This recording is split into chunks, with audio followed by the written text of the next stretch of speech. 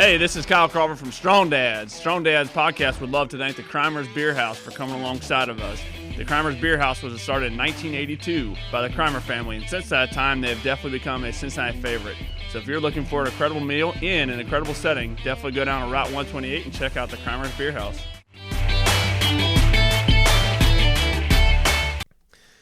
Welcome to Strong Dads. This is Merle Hutchinson being joined by the ever ready. I'm ready. The all-powerful. Started my vacation, a month off. Woo!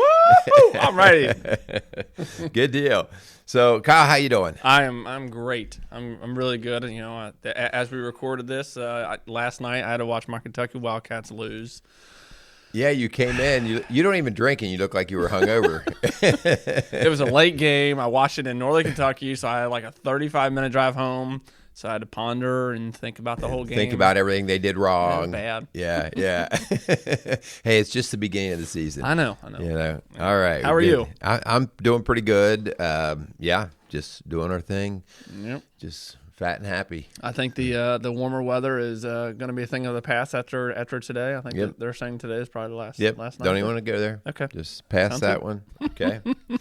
Hey, so last week we talked about dragging our dying butts to church, right? Yeah, we did. Strong Dads going to church, and that's a good show. A lot of guys starting to listen to that. I've had some comments on that, so that's really pretty good. I think it's interesting to know that a lot of us guys do struggle. Mm-hmm. Sometimes we almost feel like we're dragging ourselves to church, or our wife is dragging us. But the idea here is, well, why do I even need to go? Mm-hmm. And so it's good conversation, and maybe it's time to talk more in the church about what we need to do. Like my personal responsibility to do my part, but also the churches doing some of their part to attract more and more of the men here. Yep. Yeah, it was a really good show. Definitely go check that out. Listen to that show.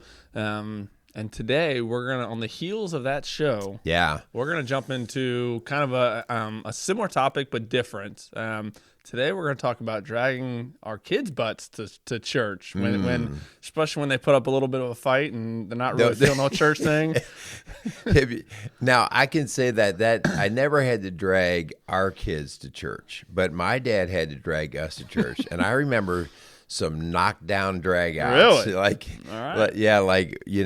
Not like we never argue with my dad, but that we were just passively resistant. Yep. And boy, we were running late, next thing you know, you're getting pulled up by the collar and everything. Get in the car. And we lived close enough to the church that it was hard for him to calm down by the time he got into church. And so all of a sudden you calm down and you're walking through the parking lot and he's trying to shake people's hands and say good morning. And you're like, oh yeah, right. You just like smacked me right upside the head just 30 seconds ago. Now you're acting all nice. Have you ever heard that the comedian John Chris? He does a show on or his little stand up on going to church, and he's like on the way there. It's like all Veggie Tales, and it's all the kids are in the back. It's all Veggie Tales, and after church it's like rap music or whatever. Yeah.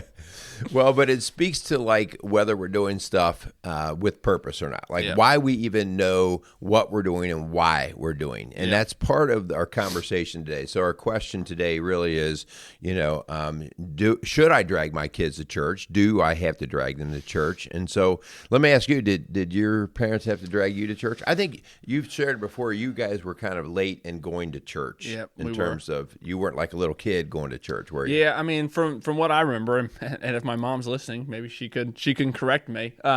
But from what I remember, I don't know if we were like the true creasters, but the majority of the time, we didn't necessarily go to church on a very consistent basis. I do remember the church that we used to go to growing up. I remember wanting to go strictly for the donuts. That was it. I was like, all right, I'll go to church. Sure, there's donuts there, right? Because that wasn't exactly something I didn't eat donuts unless I went to church. So, so when it comes to like putting up a fight growing up, I didn't. Maybe because of the inconsistency. Maybe because we didn't really necessarily go all the time. But when we did go, I got them donuts. Can I have a glaze, please? So yeah, I mean, not really putting up a fight, but not really like okay with it either. So a little bit of both. What about you? Like as a kid, I didn't fight it. It was just what we did. Yeah. Like, it was kind of like the herd was going, so just go. Yep. By the time I was in high school, like I said, we never argued with my dad because that was just not what we did. But passive aggressiveness towards situations, like whether just being late or still laying in bed when it was time to hop, in the car, and dad having to get a little bit more aggressive, that was definitely a way of high school. And I remember, like, I just don't get it, like, it's stupid, those kind of things. And so that was definitely a resistance. When I was later in high school, we had to go to CCD classes, which, a lot of high school kids in the Catholic community have to go through CCD. And that was definitely resistant because that was like a Wednesday night deal. And, church was for Sundays. Yeah. Why do we have to do church stuff on Wednesday? And me and my brothers and sisters, we all kind of fought that one. And if the truth were to be told, I may have skipped out on a couple of those. My mom and dad may have dropped me off at the place, and I may have not walked in. Oh.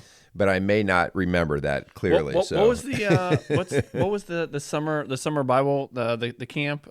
Vacation Bible School. Thank you. God, see that's how much I paid attention. I can't remember the name of it. I do remember going. It was I think it was both my grandparents' church. We would do the Vacation Bible School. Yeah. So.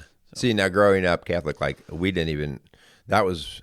The other people went to head Vacation Bible Schools. I didn't even really know what that was. Really? Like that was, our church was very strict to Sundays.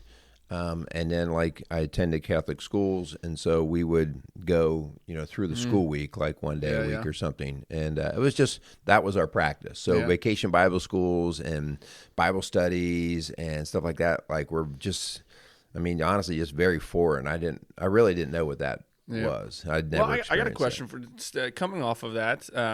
Just because I assume there's some dads out there that are listening that do send their kids to private school, which at zero issue when it comes to that. I'm not zero judgment there. Did you find going to a private school that the faith component was missing more so than, because obviously when it comes to private school there is a more of a religious it's actually, did you ever find that it was missing the relationship ish, like actually having a relationship with Jesus because it is more structured, or cause I'm not familiar with the Catholic church, that Catholic schools, I never went to it, but did you find that was something that you saw? So I would have not even understood what you're saying there in terms of the relationship. Like it was, definitely religion was part of what we did. We had religion classes. We would go to church, like through the school week. There was a pride in the sense that you're going to a Catholic school. All of my friends, so it was a bit of it was a cultural thing as much as anything, and so, that part was good in terms of just people feeling connected. But the relationship, like, that's a weird word. Like, what do you mean relationship? We learned about, religious stuff, Catholic stuff. Okay. So, like I didn't understand relationship. I see what you're saying at the time, Yeah. So anyway, let's thank our sponsors, and let's get into, like, us as dads trying to lead our home. How do we even approach our kids when there starts to be, or if there is, a level of resistance? Okay? I like it. Yep. Right. So, Strong Dads, we would love to thank Kramer's Beer House for coming alongside of us down on Route 128. Check them out. Let Mark know we sent you down there. Check out the urinal. We haven't mentioned it for a couple shows, so go down there. Actually, I was at watching the Kentucky game, and the urinal I went to last night had a keg urinal. Not as nice, but they had 2 kegs for the urinals. So wow. Apparently that's a thing. So Mark has made. I'll give Mark credit. He was the first one I've seen. So go down, check out Kramer's Beer House. Let them know we sent you down there. All right. Also want to thank Casey's Outdoor Solutions for sponsoring Strong Dads. We want to thank Casey for all of his support and his work that he does for our community. So for all of your landscaping and even decorating needs, go down and see Casey's at Casey Outdoor Solutions, and he can definitely fix you up. I like it. Okay, so let's hit a little bit of a background information here, okay? It's important for us to realize we're not the first generation to deal with rebellious kids, Okay. And sometimes I think if you are in the situation of being a father and your child is rebelling, you're kind of like, are you like you and I before we started the show? We were talking about your one daughter who's giving you a little bit of a fit. Yeah, not when it comes to the church aspect, but she's just a tear. And so rebellion is part of the human nature. Yeah. Right. And so these are not new things. If I'm not doing something I want to do, I'm going to have kickback, and so this is part of what all individuals at some level go through. Whether it's just internally in our head, like we resist things, or whether it's outward in a fight. Okay, Yep. So rebellion is not new. All right. Do you get like pushback from your kids about going to church? We actually don't, and I'm going to talk a little bit about why that is. Like we don't, and it has a lot more to do with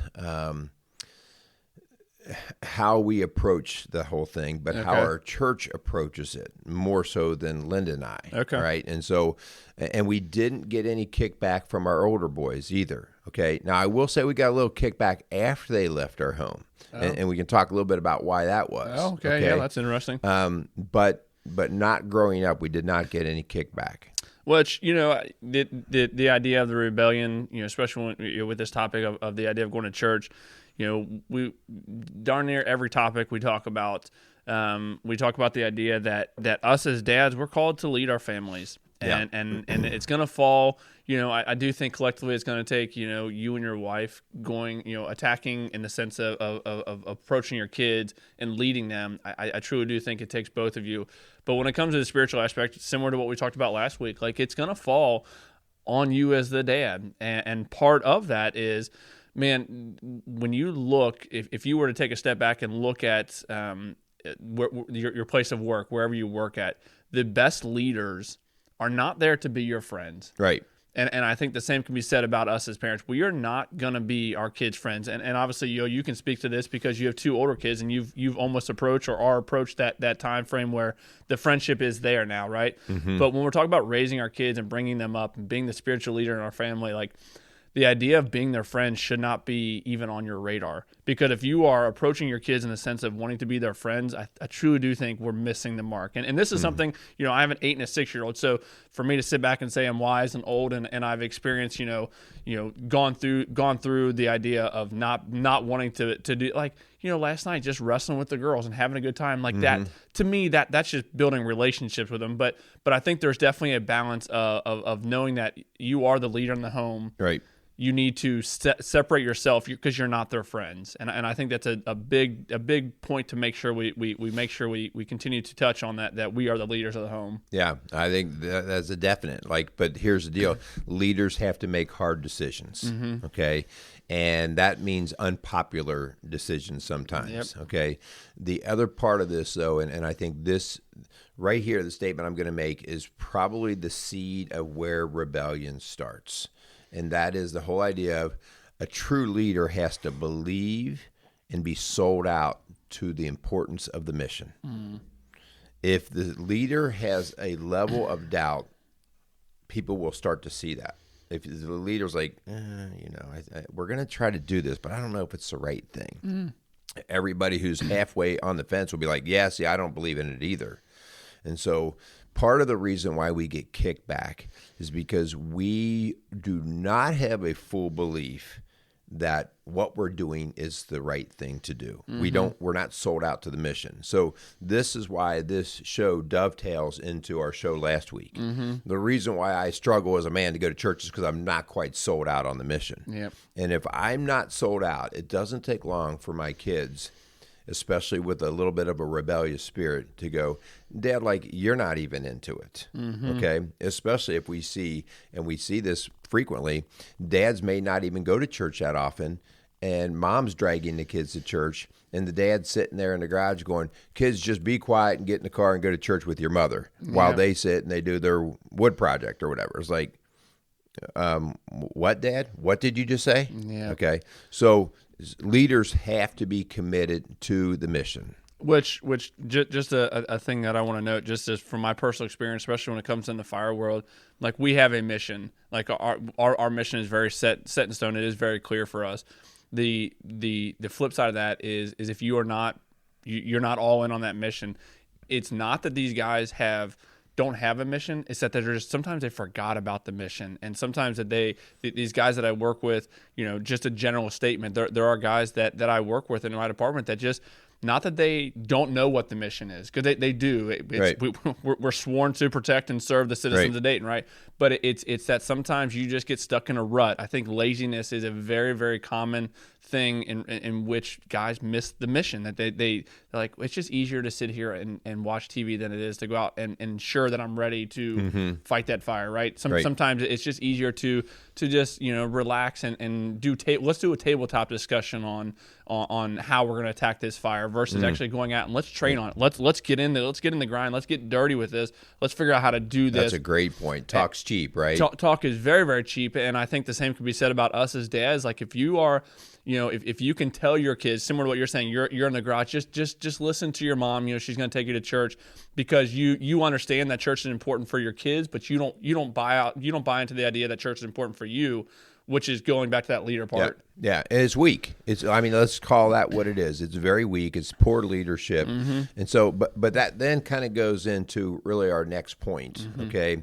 So it's first that we have to be sold out for the mission. We have to believe. So the first part, if we're going to have any success with our kids and getting them and then maintaining them going to church, we have to believe. But the second thing is, just because I believe in a mission does not mean it is valuable.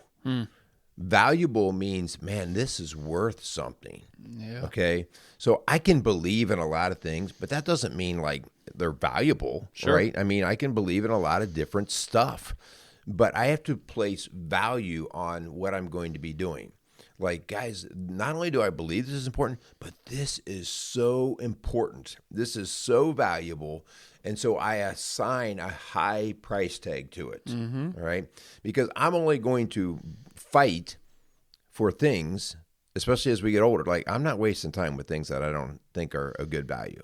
Yeah. And so I have to establish with my kids that this is valuable, and then I have to go through the idea and say, well, why? Why is it valuable? And if I can't answer the why, and I think this is where I started to fall off in my high school years. Yeah, we had a belief that going to church was very important. Sure. Okay, and so we did miss a Sunday. But I started to not be able to get the why of value answered. And again, my parents were great people, right? And so I'm not shortchanging them, but I think they fell into a tradition of kind of just like, it's just what we do. Yeah. So there was a belief in it, but they had a hard time establishing this is so valuable. Because as a high schooler, I can look out and see all these sea of people going, well, what separates us from anyone else? Like that guy, he's got a big house. He's got a nice job. So why are we better? Why is it more valuable that I go to church? And so that questioning started, and they didn't have good answers.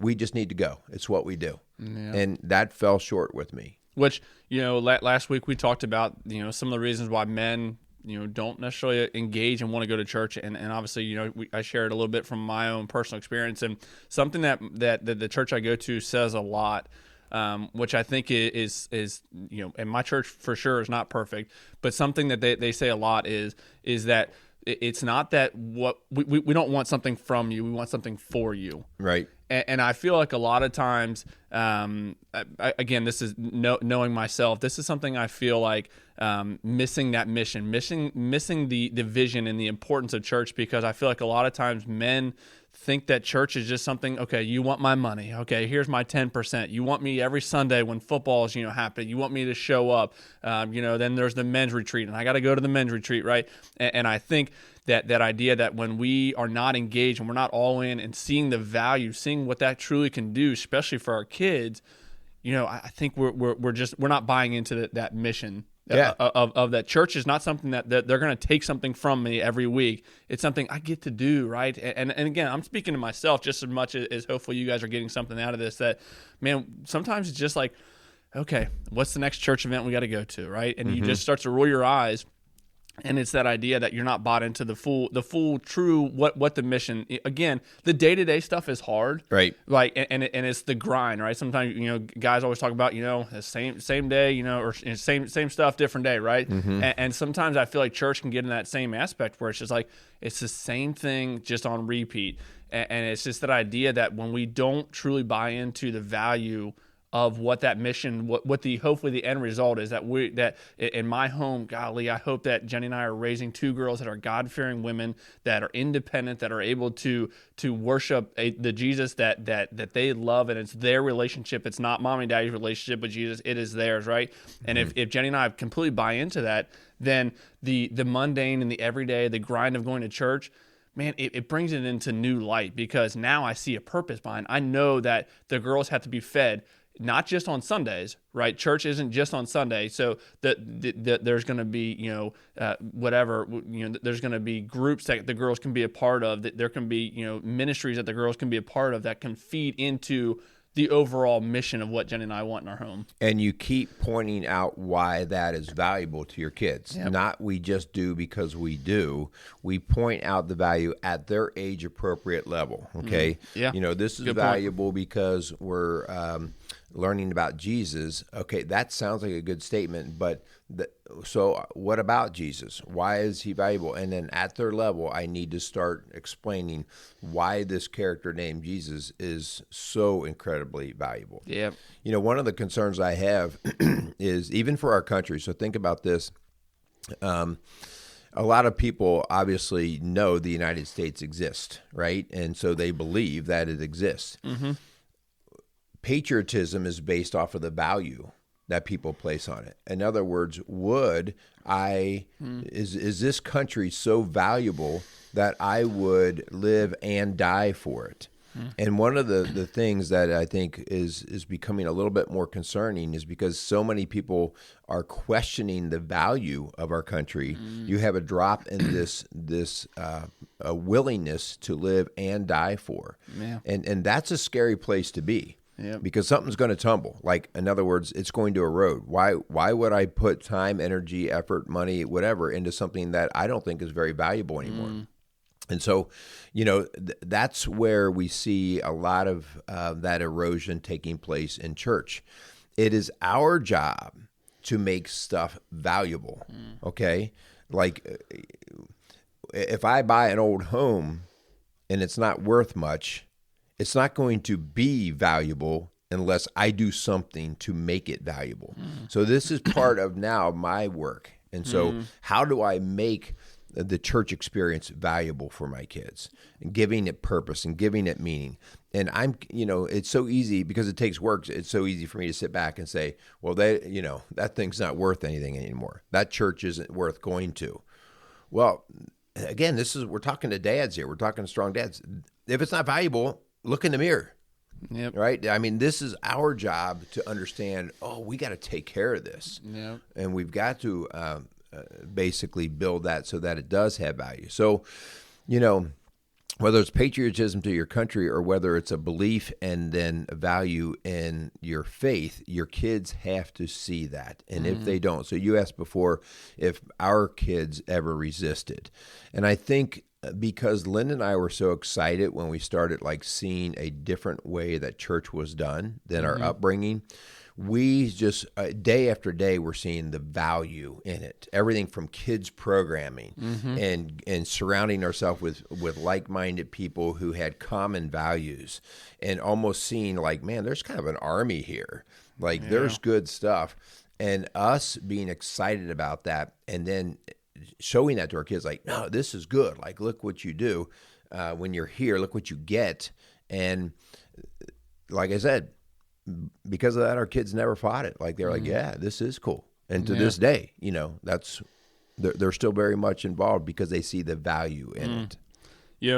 Last week when we were talking about, the struggle of getting our own butts to church, and something we had talked about was this idea that if you are not feeling involved, you're not feeling that full commitment to the church, or you don't feel, the church is reciprocating, back to you, that it's you have to change your mindset, right? Because it's either on you or it is the church, right? So you either change your mindset or you change your church. And I think the same could be said about our kids, because if your kids are in a kids program, when the Sunday school, when they go to church, and you are not, the kids are maybe not engaged in that Sunday school. Again, we need to, as dads, step in and say, okay, is this a mindset where we need to, help our kids get in that mindset that church is a good thing? Again, knowing that there is value behind this. I say this a lot, that if you want to know what is important to Jenny and I, you look at our calendar and our bank account, right? And I truly do hope that the girls see that the value in our what we care about, because it's very evident in our bank account, whether that's going to McDonald's and getting fast food, right? Or actually tithing, and giving the money to the church, because Jenny and I do see the value in that. We attend a church where the kids club, the Sunday school is very valuable. The girls talk about it all Sunday long. And golly, for example, my oldest just recently came to Jenny and I and said she wanted to buy a new Bible because her Bible was destroyed. And that's awesome, because I heard this a long time ago, that the devil is not going to be scared of a dusty Bible. Right. And I think it's so true, because golly, Ava will sit up and she will read her Bible. And I'll give all the credit to Jenny on this one, because Jenny is like, she loves reading to the girls, and they'll pick up the Bible, and that's like their thing that they share together. Jenny loves reading to the girls, so Jenny will read the Bible to them, and Ava just like absorbs this stuff, and she's a freaking sponge. So if I were to sit back and not see value in that, man, I would really question myself if I didn't see the importance and the value in that. To have the girls go in Sunday school, and then they come home and they're talking about it, and we hang up what they do in Sunday school, and they get to see that constant reminder. Man, there's great value in that. That is going back to that mission. I know what Jenny and I want for our girls, and that you can't just expect the girls to be at a certain level, but then do nothing to get them to that level. And churches has to play a part in that. I think that's a good point right there that you just said. I run into people all the time. I just feel like I'm not going to force anything down my kid's throat in terms of faith. Yeah. They can just discover it on their own. I'll wait till they become adults, and then whatever they do, they do. What a dangerous thing to do. There's no way I can get behind that. That would be like me saying, you know what, I'm not going to send you to school or anything. You'll eventually find out how to communicate, how to do math. You'll eventually figure that out when you feel like you have the need to do that. Holy cow. Yep. So the idea, the danger is, why do I have people who say that really don't understand the purpose in faith. Yep. And why church or even God's word is important. And so teaching them about this Constitution is extremely important, because it helps them start to realize how we're going to get in community with other people, how we're going to operate, how we're going to manage ourselves, what laws are, what our interaction looks like, that there's something greater than us. And so this is kind of the heart of this. Like, this is why faith is important. This is why exposing your kids to this is very important. Otherwise, if you don't, when they become older, they will naturally be into a tribal mentality of protecting whatever is theirs as they see it. All right, I'm just going to protect my own. I don't know about the rest. Well, look how that's working out for us. All right, and the reason why we have so much deterioration in our country, it stems back to the idea that everybody wants to write their own little constitution, right? Everybody. That's why we have these special interest groups. That's why we have this identity politics. That's why we have everybody going to their own little niche. And so that's tribal thinking. And if you want that to grow, continue to avoid teaching your kids one constitution. And that's, again, so again, I would only teach that age appropriately to our kids, right?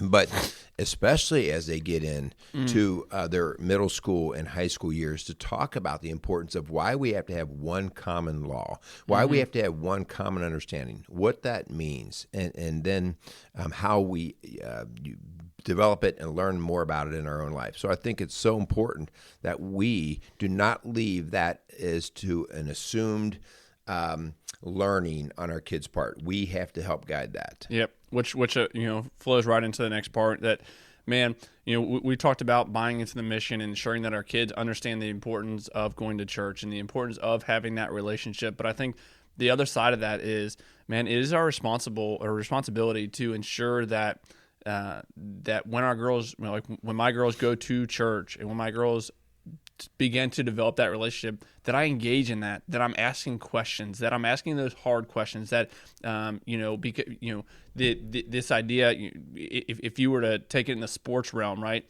So if my girls were to go play basketball and as soon as they get in the car, we just talk about something else. Right. And the girls want to talk about the game that they just played. That they want to get that positive affirmation. They want to know what can we do to get better, right? I think the same could be said about when we go to church. That if you're just getting in the getting in the car after church or after whatever Sunday school, whatever you're doing to again furthering the mission, like when you just get in the car and you just whatever.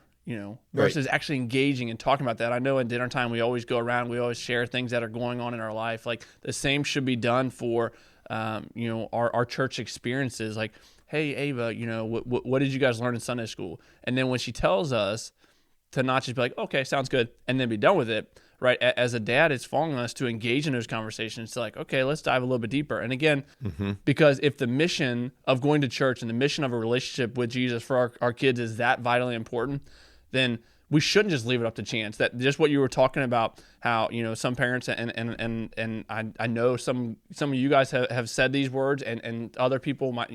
I think when we say we're going to let our kids figure out who this Jesus is, I mean, man, that is a dangerous statement, because if Jesus is the most important thing in this world, their relationship, their eternal, where they're going to go when they die, if that is the most important thing in this world, why would we leave that up to chance? Well, it's the same reason why we let our kids eat whatever they want when they're little kids, right? And so this is why we don't let it go as an assumed action on their part.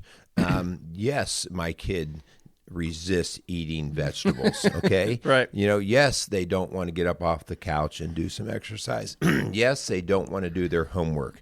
As a parent, you don't go, well, that's just where they are. Okay. That sounds so stupid, right? When you hear it that way. So you are going to get resistance from your kids. That's all the more reason why you have to have a stance and understand, what? I know they don't like to eat their peas, but I know that eating healthier foods is going to be better in the long run for them. And it's the same thing here in our faith walk with our kids. And so stop sitting back and start to own the education of yourself first, and then you will be able to educate your kids on it. So let's talk a little bit about the idea of when kids do reject what you're doing, okay? First off, you do need to have an understanding that you do have rules and regulations on it, okay? Yeah, we do go to church here, all right? So we don't need to beat ourselves up over that. Yes, I'm the leader. In our house, we do go to church, okay? And then as they become age appropriate, we want to be able to explain the why. All right. And so we have to be able to do that. If my kid's starting to reject church more and more, look for the easy things first. Like, is there something that is not interesting? Is there something that is hurtful? Is there something, are they avoiding it? If those are things that are in my control, then I want to go seek that out. Linda and I purposely have gone to churches, especially when our kids were young, that had great kids programming. All right. Because why would I not want them to go to the best schools? I mean, if they're at my fingertips, why would I not want them to do that? All right. So this is an educational conversation as much as a faith conversation. And so that's one of the ways that we picked our church. Like, man, they have great youth education there. So find programming and structure that works well and has a level of interest to it. Okay. So then what would be a suggestion, for any dads out there that have a church that the kids portion is not interactive. It's not engaging our kids. Like, what do you think would be a good step to start to take for that? Honestly, if you see no end in sight, if there's no light in that, you see that the programming is poor throughout. Not just a year. Like sometimes we have, this teacher that teaches the third graders is not the best, but after that it's great. Fine. We have to endure that. But if we're like, there's just nothing here. There's no future here for our kids. It's time to look for a new church. Yeah. Well, this is a church I've always gone to. It's my family church. Really? That's a pride issue. Okay, like that's a tradition with emptiness. And so that's what we're talking about here. We're trying to back off of the emptiness and create value. And so I would say it's time for us to look for something new. All right. One of the things when your kids do get older, you do have to be careful about exasperating them. We're called not to exasperate. In other words, to beat down, to say, you will do this. There is a breaking point when you have to say, okay, listen, when we're in our house, this is what we do. Okay. But I'm not going to fight you every step of the way. You're 16, 17, 18 years old. In our house, this is what we expect. Okay. You can even apply consequences to that. You know what? If you're not going to go to church, I'm not going to fight you about it. But this is also, I want you to know that this is how important I think it is. And you can apply a consequence to that. But at the end of the day, if they are fighting you to the point where you don't have good answers, all right, and your relationship is breaking down with them, our relationship with them has to be of utmost importance. If we break relationship with our kids, all right, that's a dangerous place to be. Yeah. And so that's one of the things that when Lynn and I are working with discipline issues with kids and their parents, we're always talking about, yes, we have expectations, but we have to always keep in the back of our head their level of spiritual health, their spirit in particular. Like if I break the spirit, if I break my relationship and ability to speak into their life, now I'm in a no-win situation. Yeah. Okay, so I do have to be careful with that. And again, that's one of those very personal conversations. I would suggest that you talk to your preacher or some people who can speak in and help give advice. In particular, we had one of our sons who did start to kick back a little bit. He was actually just out of high school, and we kind of said, you know what? We're not being very fruitful in our conversation anymore. Yeah. And we put other people in his life to speak with him. And they could say things, maybe the same thing, but oftentimes different things that landed really well, right? Because he was just a person of strength and integrity and authority, and our kids respected him. Yeah. Right? So those are some of those hard things that we get into. Yeah, because I think if you approach it and you talked about the consequence and that's something that I don't know that's a tough one, because I see the value obviously in going to church, but it's definitely a balancing act, because if you talk down to your kids and you basically are forcing them to go to church, which obviously, again, age appropriate. At some point, you're the parents. We're going to go to church today, right? They're 8 and 6. That's what we're doing today. You don't have a choice to stay home, right?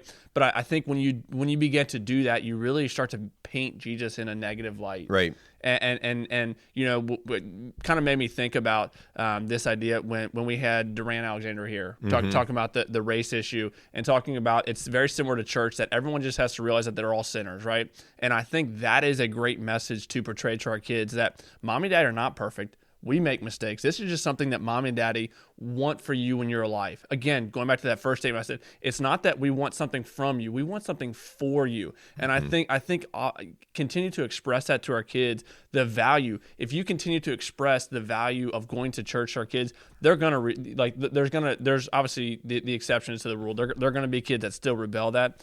But man, I think if you can get that buy-in, they always talk about like the locker room in sports. If you can get a team to completely buy into it, right, you see amazing stuff from it, right? So I think that that starting that building in that vision to your kids, ensuring them, letting them know that there is value in this. It may take years and years and years for them to really fully see what that value is, but I don't know. you obviously have gone through the lifespan of a child to see, okay, this is at a young age, they're just going to church because mom and dad are doing it, and then to the point where they almost get to make their own decisions, right? But I just think it's a balancing act. In my mind, I'm thinking it's a balancing act of pushing church, but also not pushing too much that there's this massive rebellion, and then they're like fleeing from the church, right? Yeah. Yeah, at some point you want your kids to understand the why, the reasoning, and they're going to start to go through that processing in their brain. And that's why I love the story of the prodigal son in Luke chapter 15. And I'm not going to read all the way through that, but most of you are familiar with that story.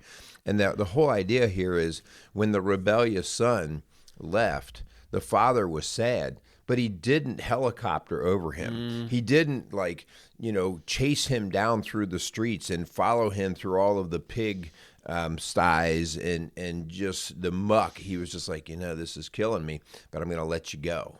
And he lets him go. That does not mean he wasn't thinking and praying about him all the time, but he has to let him go. And that's what love is. That's what God does to us, right? He lets us go. He lets us drift. Yeah. Right. And then we want our kids to have the awakening, the realization of, wow, now I understand why this is valuable. Yeah. And if you didn't show them value when you were bringing them up, if you didn't show them the value of their faith, the chances of them seeing it when they're in a dark place is minimal.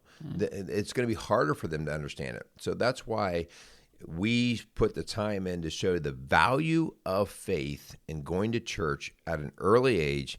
And then when they do start to have the why questions and they're not being answered in the way that kid wants, okay, just rest in faith that you've done your part and let them figure it out then on their own. And so the son then has the awakening and he returns back to the father with open arms. That's the story right there. Yeah.